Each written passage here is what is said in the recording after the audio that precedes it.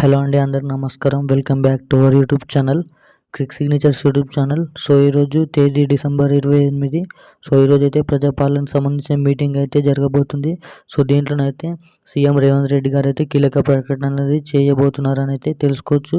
So రెండు శుభవార్తలు అనేది ఆసరా పింఛన్కి సంబంధించిన రెండు శుభవార్తలు అనేది ఎప్పటి నుంచి ఇస్తారో పింఛన్ అనేది పూర్తి వివరాలు అయితే ఈ వీడియో తెలుసుకుందాం. సో వీడియో కంటే పూర్తి వివరాల కంటే ముందు అయితే ఖచ్చితంగానైతే ఛానల్ అయితే సబ్స్క్రైబ్ చేయండి. చాలామంది వీడియో చూస్తున్నారు కానీ సబ్స్క్రైబ్ చేయడం లేదు. ఖచ్చితంగా సబ్స్క్రైబ్ చేసి అయితే లైక్ అండ్ షేర్ చేయండి మీ ఫ్యామిలీ మెంబర్స్కి.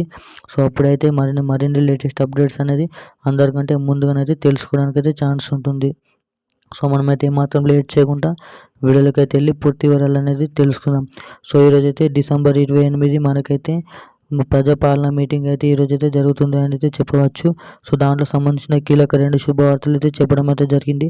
సో ఏదైతే దరఖాస్తుకు సంబంధించిన జిరాక్స్లు మరియు అన్ని కాపీలు ఏదైతే పెడుతున్నారో సో దానికి సంబంధించిన ప్రతి ఇంటికి గ్యాస్ సిలిండర్ అనేది 500కి ఇస్తున్నారైతే చెప్పడం అయితే జరిగింది.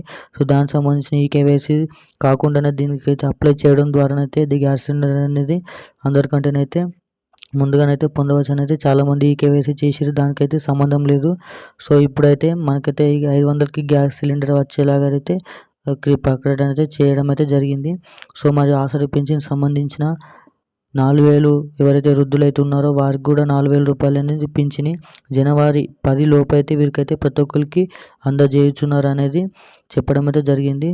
సో మరి ఎవరైతే ఆసరా పింఛన్కి సంబంధించిన 2,500 కొత్త వారికి మరియు పాత వారికి కలిపి ఎవరికైతే 2,500 ఇస్తున్నారో వారికి కూడా జనవరి 15 లోపు, జనవరి 26 లోపు అయితే 15 లోపు ముఖ్యంగా మనకైతే 15 రోజులు అయితే టైం అయితే పడుతుంది.